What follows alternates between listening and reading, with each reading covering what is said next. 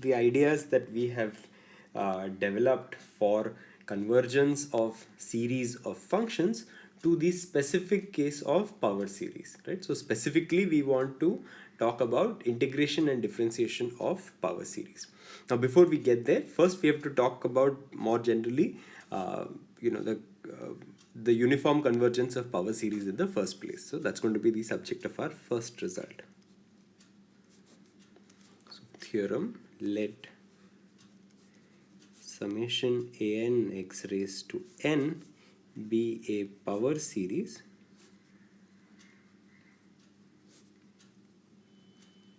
with radius of convergence given by r.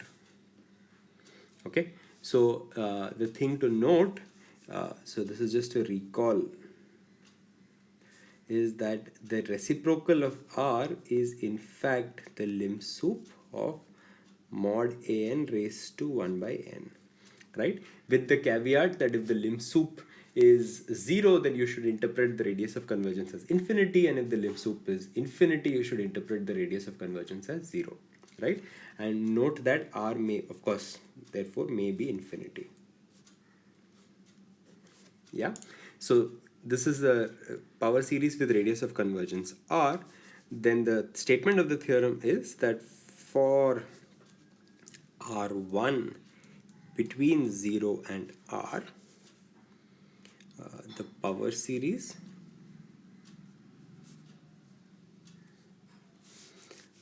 converges uniformly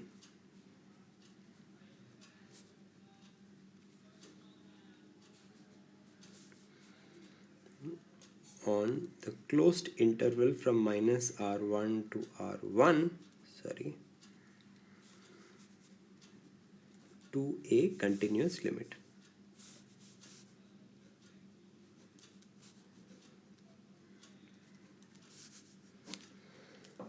Okay, so what we are saying is that you have a power series of radius of convergence r.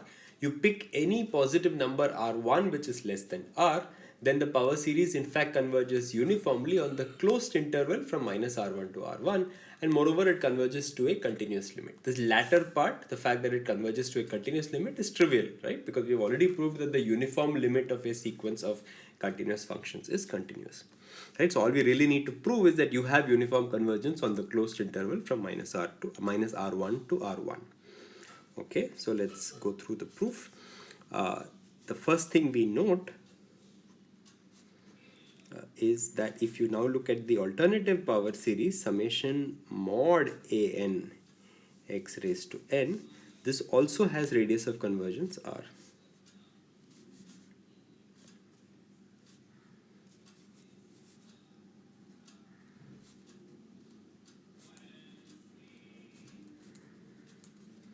Okay, and now moreover, since r1 lies within this radius of within the domain of convergence, in other words, since r1 is less than r, it follows that summation mod an r1 raised to n converges. All right, now since rather for x in the closed interval from minus r1 to r1, I can upper bound mod of an x raised to n, the absolute value of the summands of the original power series. I can upper bound them by, well, mod an into r1 raised to n, right? Because I'm looking at x lying in the closed interval from minus r1 to r1. So absolute value of x is most r1. Right? Now I'm going to apply the Weierstrass M test, where this is basically Mn, right? And from just the line above, you know that summation Mn in fact converges. So therefore, by Weierstrass M test,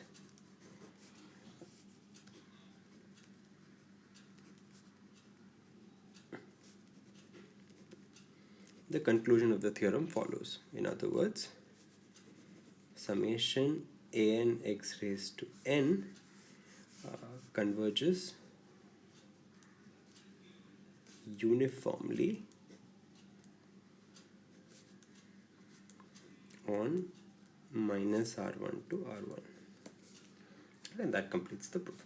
The second part, the fact that the limit is in fact continuous, as I said, follows trivially from the fact that we have uniform convergence of a sequence of continuous functions. All right. Now, a direct corollary of this theorem is the following. Since R1 can be any positive number less than R, in other words, it can get arbitrarily close to R, the power series itself converges on the open interval from minus R to R. The power series converges to a continuous limit. So the power series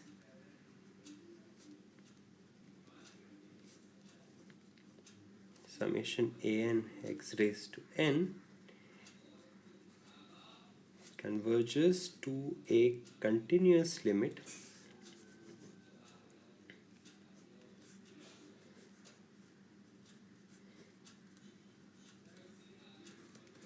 right? So since you have convergence to a continuous limit on every closed interval from minus R1 to R1, it follows that you have continuity on the open interval from minus R to R. Okay, so this is in fact an easy consequence of the previous theorem. But the thing to note is that we may not have uniform convergence over this entire open set. So we may not have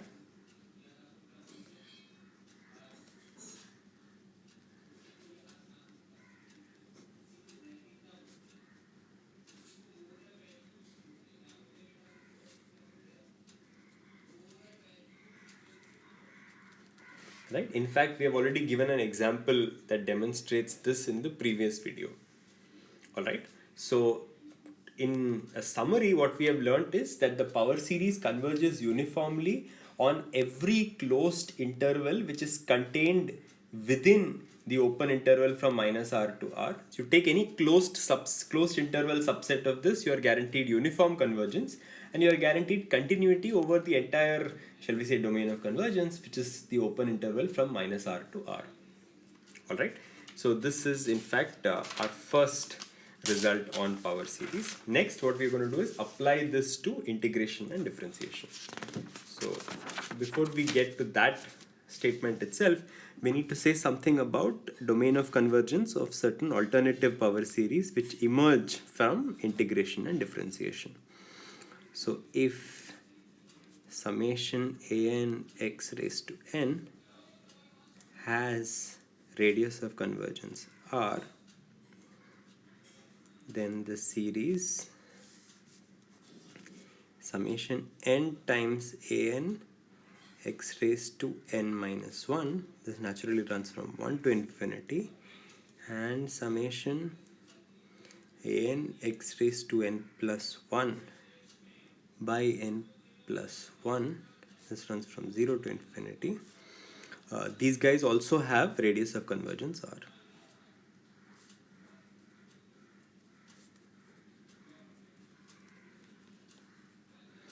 Okay, now look carefully and you will see that the first of these power series is exactly what you get by doing a term by term differentiation of the elements of the original power series.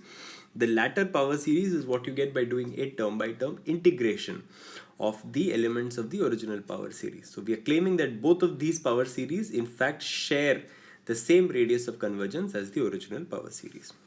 All right.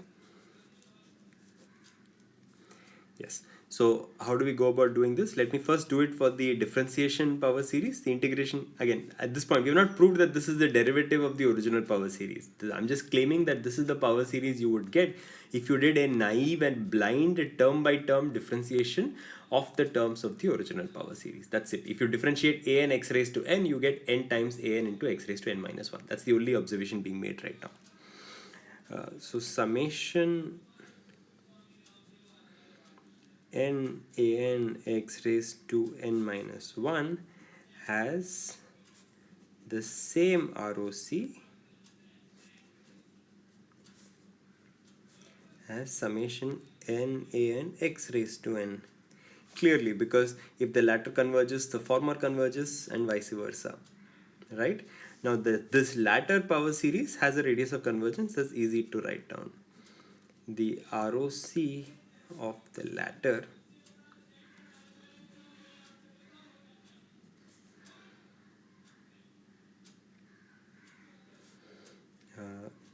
equals 1 by beta, where beta is equal to the lim sup of, well, n an raised to 1 by n. Alright, which, because n raised to 1 by n tends to 1, is in fact also the lim sup of mod an raised to 1 by n. Right, and this is in fact the reciprocal of the original power series ROC.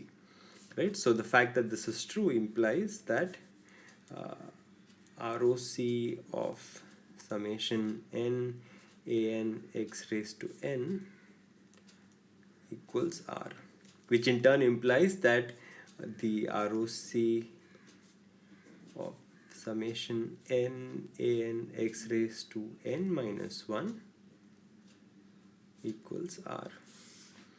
Okay, and that brings us to the end of the argument, and an analogous argument also applies to the second power series.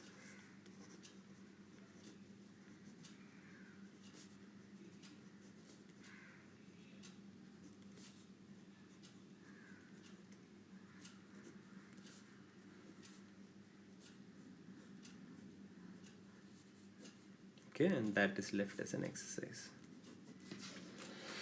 Okay, so this is what we have proved, that if you do a blind term by term differentiation or a blind term by term integration, the resulting power series have the same radius of convergence as the original power series you began with. Okay, now that we have built all of this, now we'll be able to actually prove that you can indeed integrate power series term by term and differentiate power series term by term.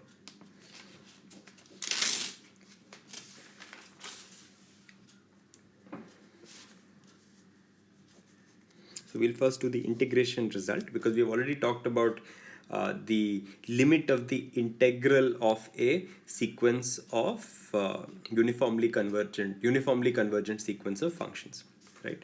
So suppose the function f of x is in fact this power series an x raised to n 0 through infinity. Okay, so suppose this has the radius of convergence equals R, which is greater than 0. Okay, now then for x having an absolute value less than R, the following is true.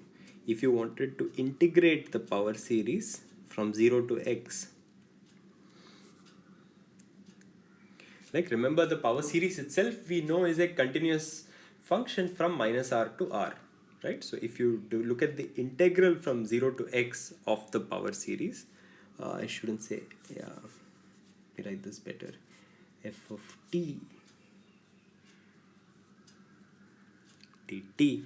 Well, this integral is in fact given by an x raised to n plus 1 by n plus 1, 0 to infinity. Okay, what this tells you therefore is that you can indeed integrate a power series by integrating term by term, right? Because the power series itself is the limit of the limit associated with summation 0 to infinity an x raised to n. What we are saying is that when it comes to power series, so long as you're integrating over an interval that is within minus R to R, in fact, you will have the ability of essentially pushing the integral into the summation. I mean, it kind of looks like that, right? In other words, you can essentially do a term by term integration of the power series. Right? Now, this in fact is not difficult to show because we have already done the groundwork for this. So again, just to keep thinking, now we haven't studied integration formally. So at this point, there are certain results that I'm assuming which we will formalize in the next week, namely that all continuous functions are integrable, we know f is continuous, and so on, right? So those are bits that at this point we can take for granted. So again, without loss of generality, let's pretend that x is positive. If x is negative, an identical argument would apply with just some sign change to be accounted for. So without loss of generality, say that x is greater than 0. Okay, now we have uniform convergence.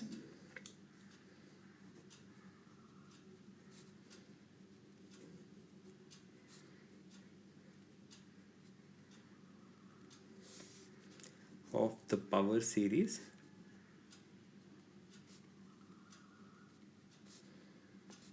on the interval from 0 to x, right, which is the interval over which I need to perform my integration itself, which implies that if you look at the integral of the limit, which is f of t dt, this is in fact the limit of the integral of the sequence under consideration. So 0 to n a k t raised to k. Right? So this is in fact something that we already proved, because this sequence is in fact what is converging uniformly to ft, right? And so therefore integrating ft, which is the integral of the limit, that's the same as the limit of the running integrals, the integral from 0 to x of the nth element of the sequence, which is the running sum, 0 to n summation ak t raised to k. Now, at this point, we can use linearity of integrals, because you're taking an integral of a finite sum of, ak t raised to k terms of that sort. So therefore, you will get limit n goes to infinity of summation ak x raised to k plus 1 by k plus 1. Right, sum 0 to n, which of course by definition is the summation from 0 to infinity of ak x raised to k plus 1 by k plus 1. Right, so essentially once we have established that power series converge uniformly in any closed subset of the open interval from minus r to r, that one can integrate the power series by integrating the individual terms, by doing a term by term integration, in fact follows naturally, right? Because we have already proved that when you have uniform convergence of a sequence of functions over an interval, then the limit of the integral is the same as the integral of the limit. Okay, so this is what tells you that power series can be integrated term by term. Now let me just make that remark.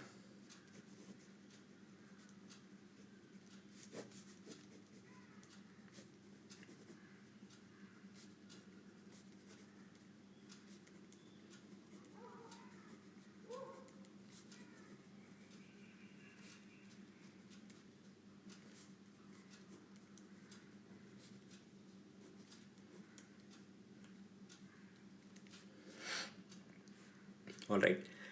So now that we know how to do integration, the differentiation result in fact follows trivially, given the fundamental theorem of calculus, which relates integration and differentiation. Again, we have not done the fundamental theorem of calculus in the course yet. That is something that we will do in the next week. So I can still go through the result with the understanding that the holes will be plugged in going forward. So let f of x is equal to summation an x raised to n have an ROC of r greater than 0. Then f is differentiable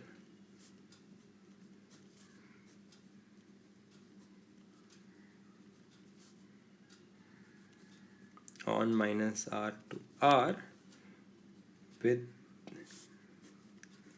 the derivative itself being the limit of the power series you obtain via term by term differentiation.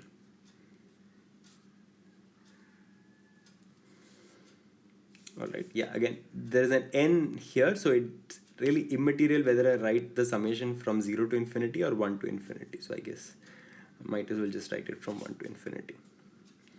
Okay, and this is, this is true for any x in the interval from minus r to r.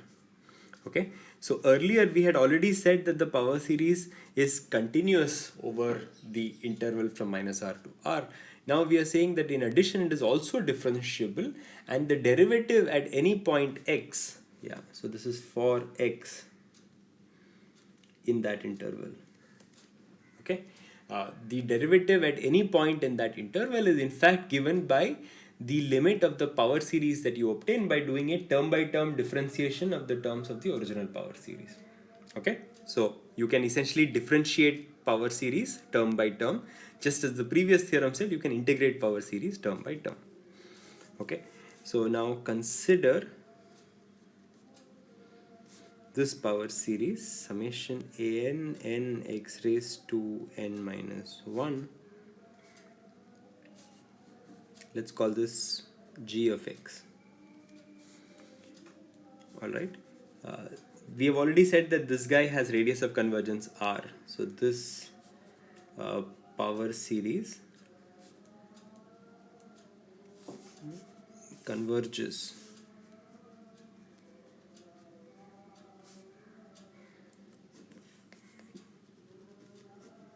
for mod x less than r. This is already known. So by the previous theorem on integration, if you look at the integral from 0 to x of g of t dt, this is in fact what you would get by doing a term by term integration of the previous of the elements of g, right, which is therefore summation an x raised to n, right, which if you think about it is essentially simply the power series f minus the constant a0. Okay, so what we have said essentially is that this new power series g, right, the integral of that from 0 to x is in fact the original power series f minus a constant. Okay, this step, since the integral, the running integral of g is related to f, with an additive constant, it follows by the fundamental theorem of calculus that in fact the derivative of f is g. In fact, it follows from the fundamental theorem of calculus that f is differentiable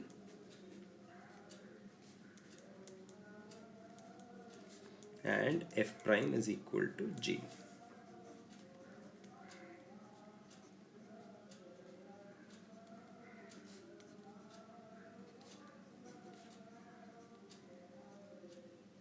Right, so we will see a formal statement, see and prove a formal statement of the fundamental theorem of calculus in the next week of this course. So essentially the term by term differentiability of power series follows, directly from the term by term integrability of power series, right? These results, the latter result follows from the previous result. Okay, so now we know that power series can be differentiated term by term, they can be integrated term by term, and so on. So let's just end with a few final examples that apply these ideas. So let's begin first with the power series summation x raised to m or x raised to n from 0 to infinity. Okay, this is in fact an infinite geometric sum, and we understand that this is basically 1 by 1 minus x for mod x less than 1. In other words, if I look at the function 1 upon 1 minus x for mod x less than 1, that function has a power series representation which is given by summation x raised to n. Now, the fact that I am allowed to do term by term differentiation implies that if you now look at the summation from 1 to infinity of n x raised to n minus 1, this is in fact going to be the derivative of 1 by 1 minus x, which I separately know to be 1 by 1 minus x the whole square. Right, so this follows from term by term differentiation.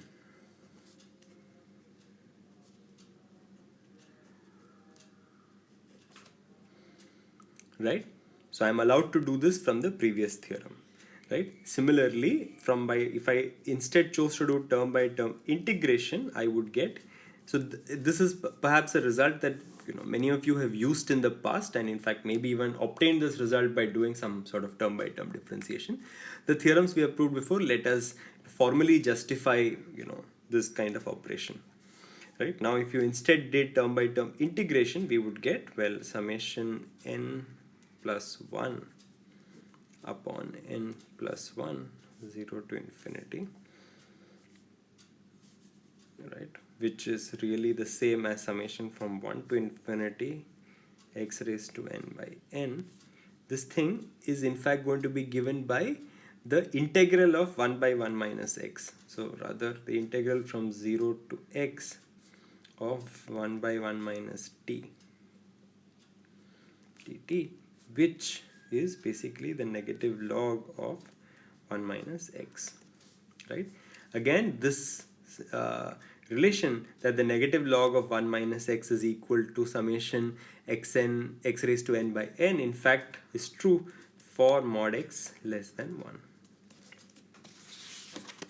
right? So I mean, let's just write that down carefully. That is, in fact, that log of 1 minus x is in fact given by the negative of 1 to infinity x raised to n by n, right, for mod x less than 1, right? So this is a useful representation. We are saying that in fact log of 1 minus x has a power series representation, right, which holds for mod x less than 1. In fact, you can replace another useful expression you get by replacing x by minus x, so that you can actually say that log of 1 plus x is in fact going to be equal to x minus x squared by 2 plus x cubed by 3 minus x raised to 4 by 4, so on, right, all for mod x less than 1. And this is in fact the Taylor expansion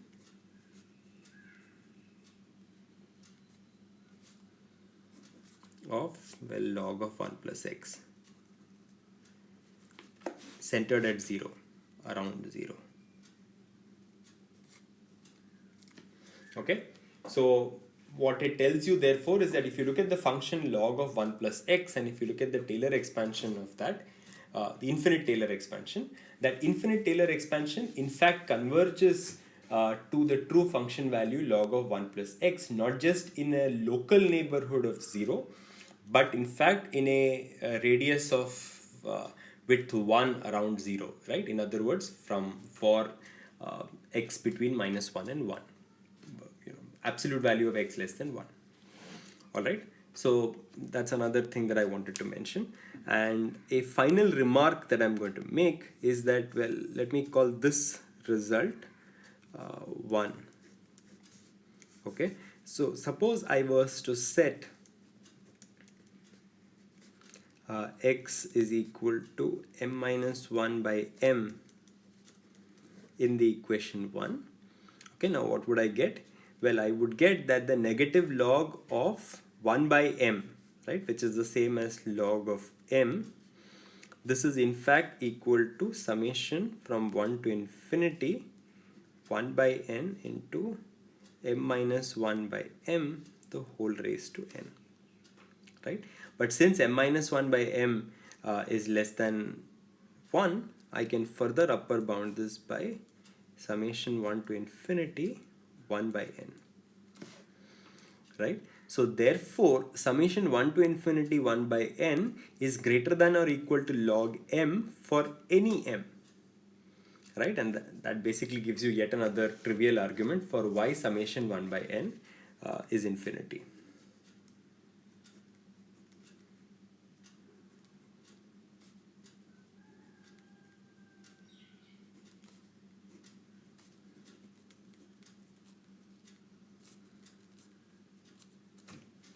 Right? We have already proved this in the past, that summation 1 by n diverges using other results when we were talking about series.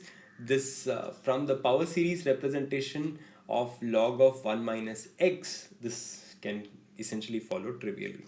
Okay, so that is all we have to say about power series at this point, and it also brings us to the conclusion of our chapter on sequences and series of functions. The next step from here is to study integration formally.